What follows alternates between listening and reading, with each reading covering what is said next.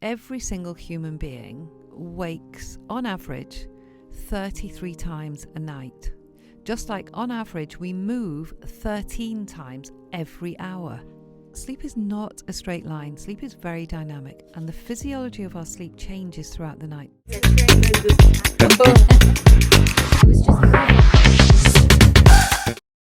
Not all devices are the same in terms of their blue light that they're emitting.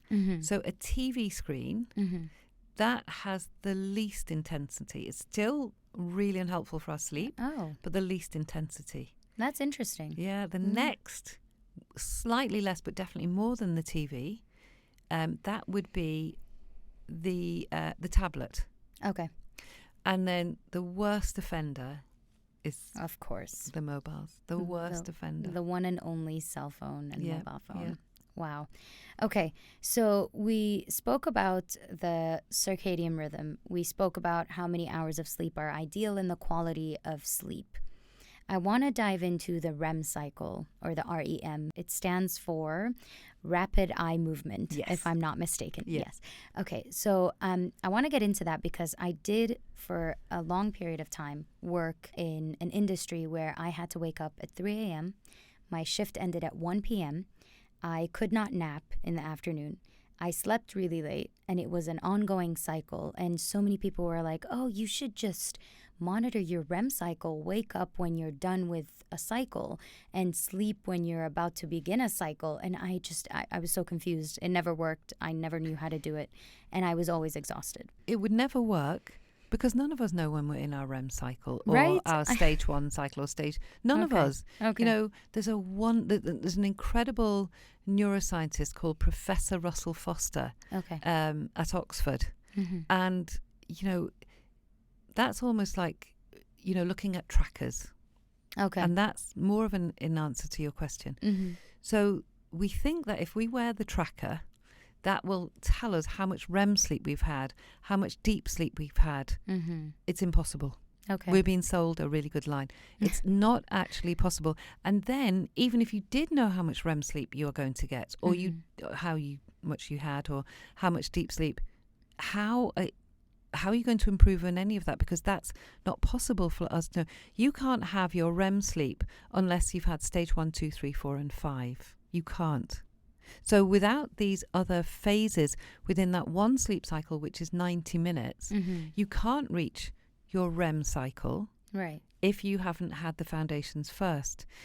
The only other thing I would say, which is really interesting, is that, or I think it is, you were saying before about, you know, you wake at night and then you go back to sleep. Right. And how every single human being wakes, on average, 33 times a night. Oh. Just like on average, we move 13 times every hour. Oh, interesting. Now, sleep is not a straight line. Sleep is very dynamic, and the physiology of our sleep changes throughout the night. So for the first half of our sleep, and this is very much with our children as well, but for the first half of our sleep, that is that really important human growth hormone. Okay. So that's our deep, deep, deep sleep. That's where we restore and repair. So if we've, you know, done exercise during the day, which is really positive, then the brain has been signaled to sleep better in order to do the job that it's supposed to be doing. So that's why if we're not doing, you know, exercise sufficiently, then that's impacting whether we sleep as well. So exercise is really important, although depending on the timing of the exercise, that factors. Yes. But there's another factor here, our chronotype, so the genetics of our sleep. So if our chronotype does not support the timing of our exercise, then that's not helping either. But just going back to, you know, you're looking at the REM and the rapid eye movement and our deep sleep. We need to recognize that, say you are waking up. Now, when you wake up and you can't go back to sleep, but you do eventually go back to sleep, if you have woken up in stage 2 of your sleep, when you go back to sleep, you don't then carry on in stage 3, 4, and your rapid eye movement, you actually go back to stage 1. You restart. So therefore, we have to be looking at the overall quality of our sleep. So recognizing that the first half of our sleep is deep sleep and the second half is your rapid eye movement. So when you say, I can't nap, you can learn to nap. We all can sleep. None of us. I know it feels like we can't, but we can when we can teach ourselves how to sleep. You know, we're all vitamin D. Most here are vitamin D really, really low deficient. And that's because, of course, we put so much sunscreen on. Yeah. But actually, we need to expose our skin for that vitamin D for 10 to 15 minutes, early in the morning, late afternoon. Yes. And that's going to boost our vitamin D, which also has a direct correlation on our sleep. Yes. So if we're not getting enough vitamin D, if we haven't got enough magnesium, our sleep is going to be impacted. So can you see how nothing is in isolation? Nothing. Of course, yeah. I know the research is there. It's really clear that by exposing all of us to 10 to 15 minutes early in the morning and the same in the afternoon, by getting that natural vitamin D, that is so much better than any kind of supplement. Of course. Because that supplement is synthetic. And when that supplement goes to your liver, the liver doesn't recognize it. So it only absorbs a small amount. So it's also about recognizing that if your vitamin D is low, taking a supplement is not going to improve your vitamin D particularly. It's just going to maintain it. Yes. And that's, if you've got a low vitamin D, that's not going to help by taking the supplement. So absolutely about going outside 10 to 15 minutes. And then, of course, then you put your sunscreen on. But the other thing here is the skin it's the largest organ in our body. It has many, many, many time receptors. So that's one of the clocks of the 37. Of the 37. And so if you're outside, the light is bouncing off your skin, which is relaying that information to your suprachiasmatic nuclei and saying what time it is. So honestly, it's like a Swiss clock. It is keeping it on time when everything else is pulling it back. Technology, pulling it back. Stress, pulling it back. Eating meals late, pulling it back. So you mentioned the daylight savings being one of the main factors of, like, you know, affecting people's sleep and causing other medical implications. It just got me thinking about jet lag. It just got me thinking about, like, when I go to the U.S., and going to the U.S. is not so much of a struggle as coming back, unfortunately. I don't know why, but when I'm back here in Dubai, it takes me way longer to get back to sleep, and it's always distorted, and it's just... It's so difficult to get back in that routine. And I did look up, like, ways to improve, you know, sleep when you're jet lagged. And it was the things that I mentioned: cool your room, make sure your phone is away, drink something warm, and all these things. But is there anything else? Like, is there any other remedy for jet lag specifically? So nobody has asked me to mention this, but there is a really good app called the Time Shifter. Okay. Now, this app was created by the people from NASA. Okay. And because, of course, there was such a need when, you know, our astronauts are up in space, we need them to sleep the best quality sleep. Yes. And, of course, they haven't got any melatonin released because there's no light in day. So this is the time shift. So it is so evidence-based. And with this app, there's other apps out there, but this is the one that I feel to be the most evidence and research based, and the one that I feel I can trust more than anything. But there are other ones out there. But it will tell you when to eat, when to drink, when to look at your screen, if you have to look at your screen, you know, when you want to watch a film. And if you put all your information, this absolutely enables you to be able to go to Australia, go to LA, and without having the usual huge impact of jet lag. Now, so that's really helpful. But jet lag basically is your clock, your internal clock, being completely thrown out. And so say you were to go to Australia, your clock is still back in Dubai. Your brain is still back. Your body's still back in Dubai. And it will, you know, shift forward or back if we provide that correct environment. But even like... Cherries actually are the one as in the fruit. fruit. The fruit. That is the one food that actually naturally contains melatonin. Oh, so interesting. That is going to help boost your melatonin, and so to again support your sleep. Amazing. Foods food, salmon. Salmon's a fantastic food Yeah. for helping with sleep because of its omega-3 and its tryptophan. So there is lots of things that we can do. Bring it all together, and that's what's going to really help collectively with our sleep and, of course, mindset. Okay, before we dive into the listeners' questions, because there are so many, so many, and so many people are waiting for the answers. You mentioned chronotypes. Yes. Can you just briefly explain that to us and the different chronotypes, and then we can get into the questions? So chronotype comes very much from an evolutionary perspective. Okay. And that is, we are either owls or larks. We're either morning people or we're night people. Exactly. Now, they think the reason why we have this is, back in the day when we had the cavemen, if everyone was on the same schedule, then when we sleep, it leaves us vulnerable. Right. So you had the people who were able to stay awake and keep everyone safe and watch out. And then they would go to sleep, and then the larks would take over and keep. So that's where, from an evolutionary perspective, an anthropology perspective, that's where the lark and the owl comes from. So it is to do with our genetics. But it's worth noting that genetics only make up 30%. Right. So the rest we can change. I was hoping you wouldn't say that, because I'm not a morning person, and my husband finds it weird. He's like, there's no such thing as not being a morning person, and I kept convincing him that there is. So I wish you hadn't said that. Now he's going to hold it against me. But 30%, if all your life that's what you have been set by. Yeah. And we do know from a research perspective again. So, for example, if somebody who is a lark and they participate in exercise at 8 o'clock at night, their body is not going to work at its most efficient. It's almost, there's no point, but you are going to get very little benefit. Of course. Yeah. Equally, if an owl does exercise at 6 in the morning, the benefits are going to be far less greater. Yes. Now, we also do know that depending on your chronotype, that is going to impact how your body metabolizes not only food but medicine. The studies are there. So if you take medicine at a certain time that doesn't suit your chronotype, then you're not going to be taking it at the best of what your body. So it really is something that we need to recognize and respect as much as we can. But again, partly the fact that I'm saying we can change it is because within the world that we are living in, light is impacting our true sleeping.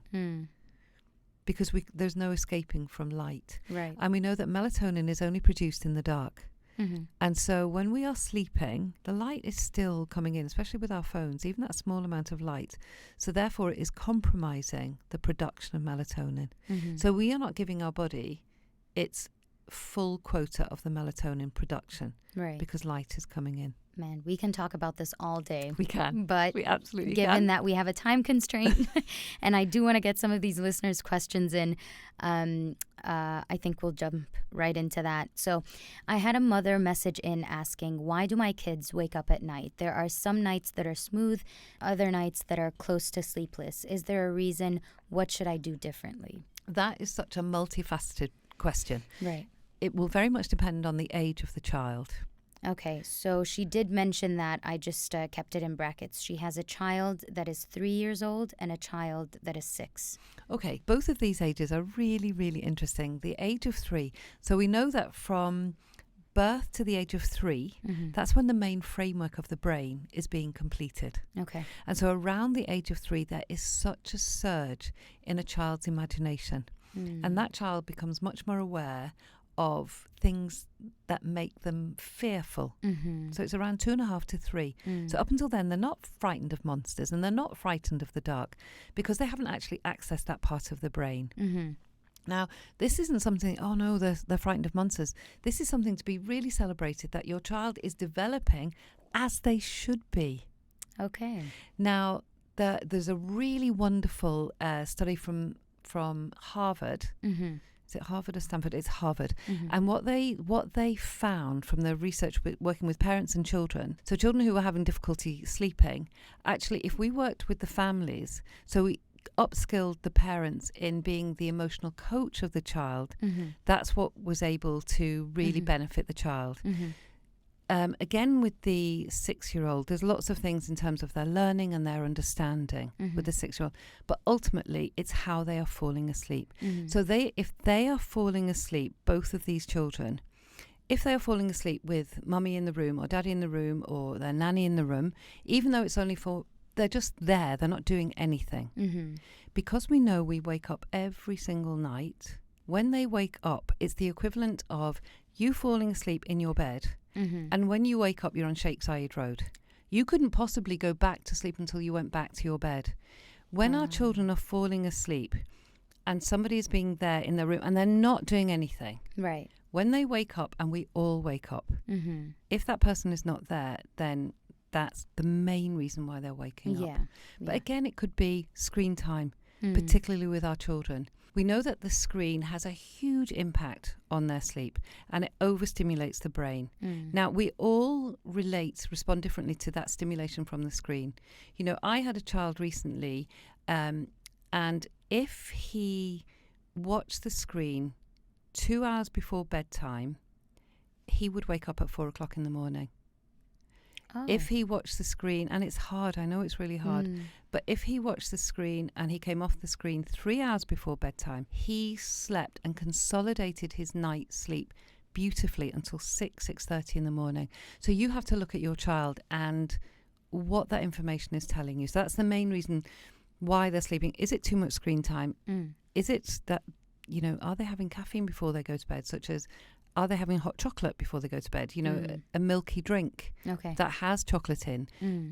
If they're having ice cream, for example, before they go to bed, ice cream has lots of sugar in. And what that does is when they go to sleep at night, it encourages a hypoglycemic drop about 3 hours after they sleep. And so the body is woken. So what you want is carbohydrates. That's what you want. So something like with the children, for example, if they wanted a snack, it would be a yogurt, but full fat Greek yogurt. That is the best yogurt for sleep. And that's because the calcium is a converter of these neurotransmitters that are the building blocks for sleep. So calcium will promote the serotonin, which will promote the tryptophan, which builds on the melatonin. A healthy snack for a child, apart from, say, a yogurt, that would be wholemeal toast or a wholemeal cracker with peanut butter. That's a really, really good fat. Or almond butter. These are really good fats for sleep. Even for us as adults, they're good fats. Yeah, that's really nice. That's a good tip. I think mothers are going to find that useful. Okay, so the follow-up to that is actually the next question, because you mentioned imagination. And a mother actually texted her 4-year-old is waking up every day scared and saying frog. It's probably something she watched that she is scared of, but how do I overcome this and how do I get her to go back to sleeping properly? So apparently this is something that is occurring on a daily basis. So how can she deal with that? So it's almost like immersion therapy or exposure therapy. So you bring in everything related to frogs and you completely normalize. So don't look at it, this is what's causing you to wake up in the middle of the night, this is scary. It's, okay, so let's look at frogs and bring them in lots of fun ways. So you would surreptitiously have a bowl with some frogs in, you know, painted on cups, and you will look at books with frogs, and you'll look at programs and sit down with your child, and you know that mummy will sit down and they'll watch something, but not specific. The emphasis is not on frogs. We're taking that away. So the emphasis will be on all the other things, and then gradually you'll bring that in, and you'll use lots of different mediums, and you'll look at lots of different animals, and you might say, oh, your brother sleeps with a cat, a pussycat, would you like to sleep with a cat? And then you'll really explore about animals. And then so frogs generally come out at night, so now we bring in about the night, and then you'll bring in about all the other animals that live at night and come out at night. And the moon is there to protect us. So you're really wanting to bring in all these different conversations, but a conversation which is normalizing any of these feelings. Now, the other thing which is quite nice that you can do is that, you know, you might draw something with the frog, and then you'll scrunch it up and you'll get them to put put that into the bin. You'll throw it into the bin. So that almost like brings closure, but that wouldn't be around bedtime. Okay. That would be much earlier on in the day. I would also look at the nursery and ask them to help you, because the nursery, again, will really normalize things, and it will allow the child to process that information. Okay. So that's quite helpful. That's also a good tip. Yeah, maybe just, give them an idea of what's happening, and then they can also help with that. The next question is from a male listener. He says, is there a simple breathing technique of some sort, for example, for someone to fall asleep quickly? Any advice? There is very definitely a simple way. And what's very interesting here is, so we talked previously about Matthew Walker, one of the leading neuroscientists in the world in relation to sleep. Now, he kept hearing about the benefits of breathing and meditation. And he said, I am a hard-nosed scientist. This breathing, it is not evidence-based. Okay. But the evidence he found to be so compelling, he couldn't ignore it any longer. And so he really did explore and get a lot of the other researchers to explore. And what he found is exactly that meditation and deep breathing really supports our sleep. So you have to find the breathing that works for you. There is one that is just for me that I know wouldn't suit you particularly. Of course. So what you've also got to do, you've got to limit your choices. You've got to say, I'm going to try these 3, which I have researched and they look like a good fit for me. And then you've got to, okay, I'll try 3, and that maybe, because there will be one there for you. But it can't work it's not that silver bullet. Yes, of if course. you, again, are in a highly anxious state at that particular time, and you try that deep breathing, and you'll think it's not worked. But it's not that it's not worked. It's a habit. We know, for example, with children, it takes 10 to 14 days to change the behavior of a child. And that is based primarily on the knowledge that we have. And again, evidence-based. It takes 21 to 28 days to form a habit. And so if we're looking at having breathing to really support our sleep, that's where you're going to be looking at least 21 to 28 days. And very often it's anything around up to 3 months. Yeah, that just proves that everything is a process. It just needs patience, and it's a process. Okay, so this is a good one. I have an issue with this all the time, so I'm going to ask this question. Sometimes I'm super tired, but overthinking and worry get in the way of me falling asleep. How can I train my brain to sort of shut down and put aside these negative, stressful thoughts? So I think this ties in with a lot of the stuff that you said earlier, that it's a process, that there are certain remedies or certain things that I need to do before I sleep. But would you like to maybe add on to that? Yeah. So it really is about having a plan. Okay. Now, think about within your workplace. If you have a brief, you'll gather all the information that you can to the best of your ability, and then you will follow it through until the end. That's what we need to do with our sleep. We need to gather information, just like you say about the sleep hygiene. So sleep hygiene or sleep health, I much prefer sleep health. Looking at timings of your meal, looking at exercise, looking at your sleep environment, looking at your routine, looking at what we're doing with our devices. All of those things are going to help calm your brain down in preparation for sleeping. Journaling, we know from a research perspective, journaling is really, really helpful in terms of supporting our sleep, really helpful from a research perspective. Again, going back to right from the very beginning, if we are aware that your brain is such an associative organ, a machine in terms of association. So if you stay in bed and you toss and turn and you toss and turn, your bed is now forming an association with your brain that your bed is not a great place for sleeping. So what you absolutely need to do is say, I'm going to sleep here for approximately 30 minutes. And if I can't sleep, then I'm going to get up and I'm going to do something incredibly boring. So I don't put lights on, or you have low lights, but not stimulating. And you might read. So a Kindle is great for reading because there isn't the blue light. Right. But you will read. A book is even better until you are sleepy. Now try and let go of the fact that you've been up for, oh my goodness, it's 4 o'clock in the morning, I've got less sleep. Mm. You've got to let go of that. You just stay and do what you're doing until you are sleepy, and then go back to your bed. And then you will find that, yes, you're only having 1 to 2 hours, but at least the quality of your sleep is so much better.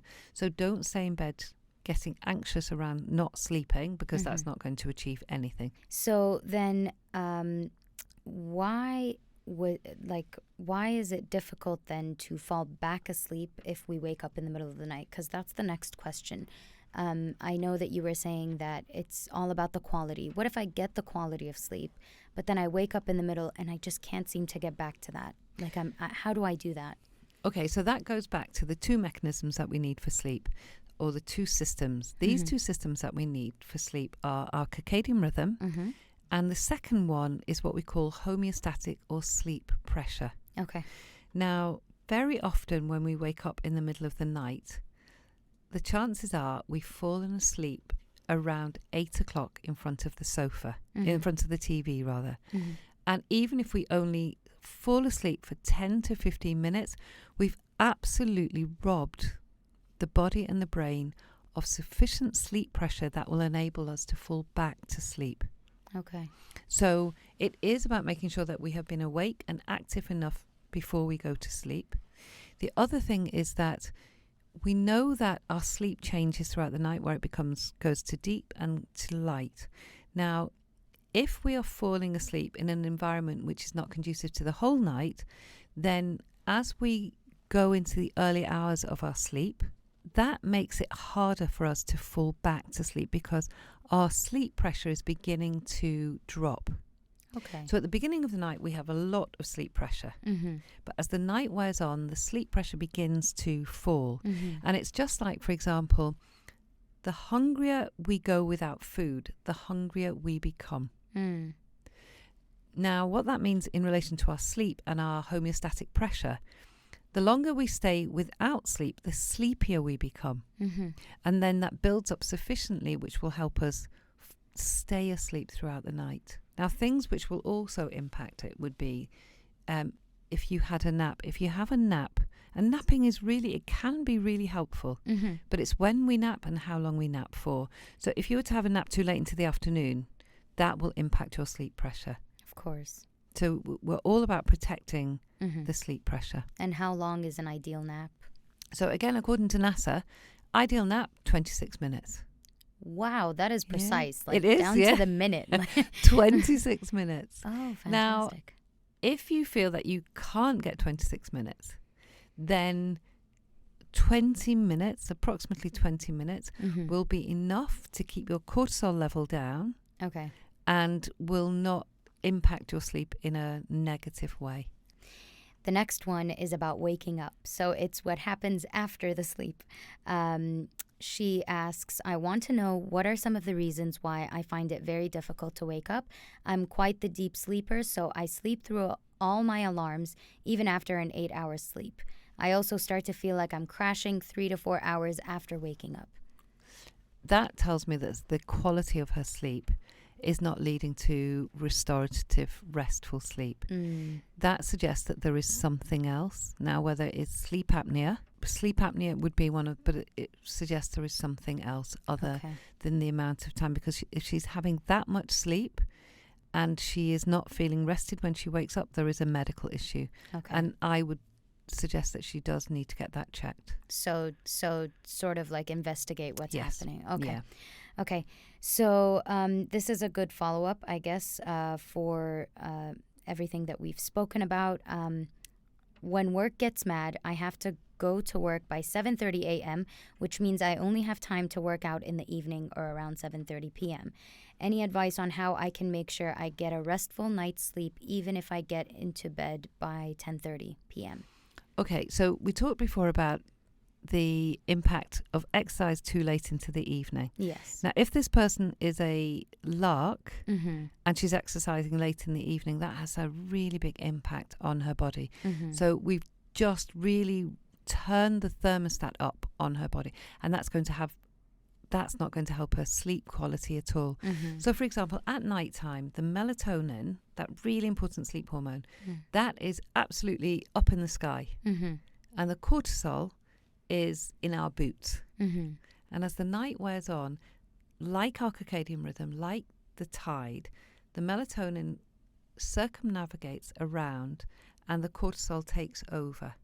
Now, the cortisol is going to be dictated very much by our core body temperature. And if we have started off our sleep hot, then it's going to impact the quality of our sleep, and we're going to wake up earlier, having not had a good sleep and not slept for long enough.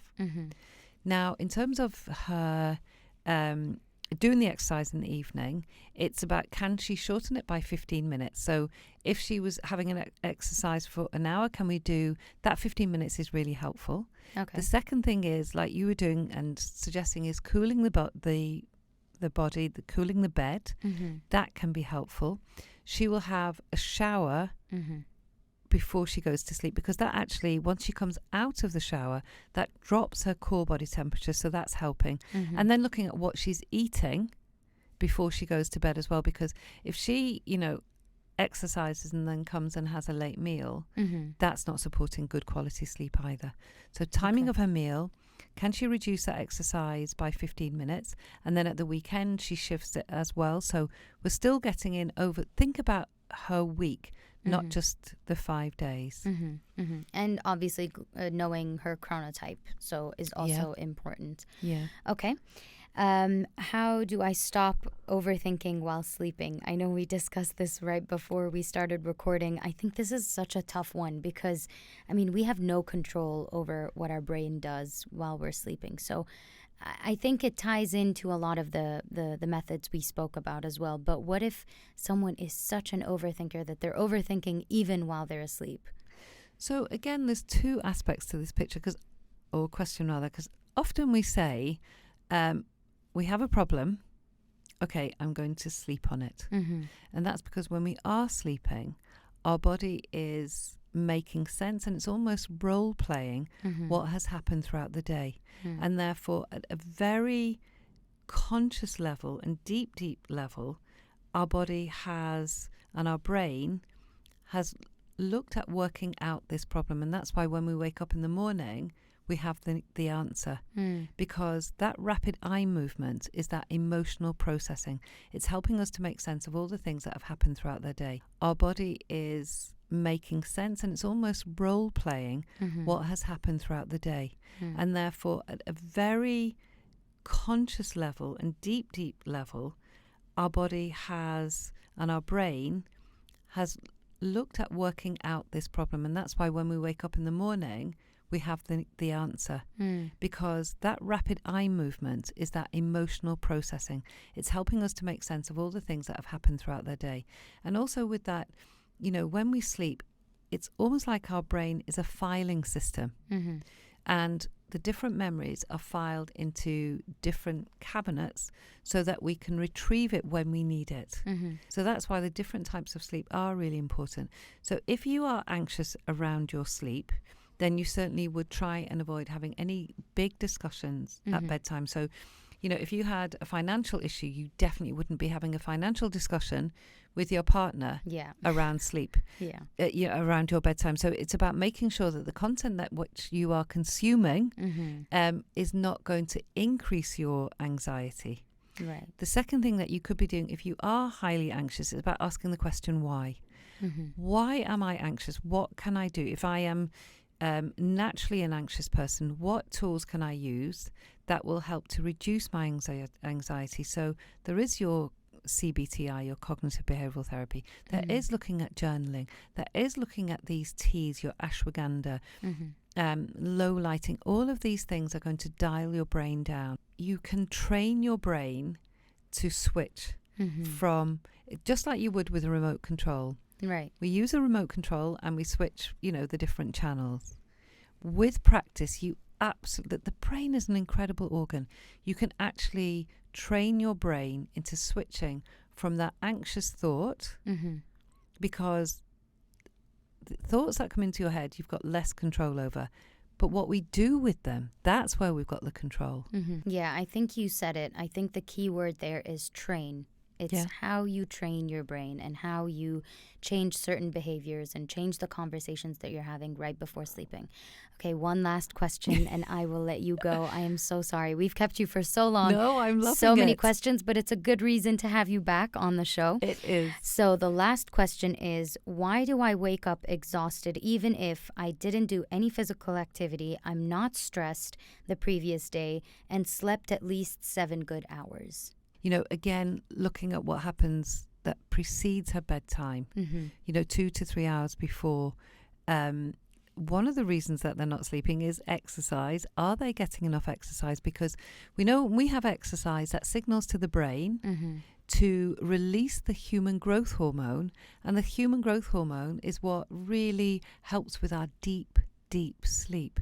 So is it that they're not being as active?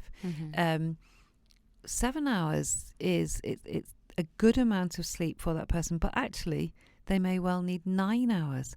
So if they're not getting the sleep requirement for them, then that could be a reason that they're just not getting enough sleep for them. Julie, it's always a pleasure. Mine I wish too. we could carry on, but this is it for today and this is our time. Thank you so much for joining us. And for our listeners, please get your questions in. We will always call Julie and tell her to come back to answer some more questions. You can send them through on podcasts@gulfnews.com. Julie also has a Nurture to Sleep program that you can check out. You can tell us briefly about that before we conclude. So you can find me on Instagram, which is Nurture to Sleep with a number 2. And there's lots of information there.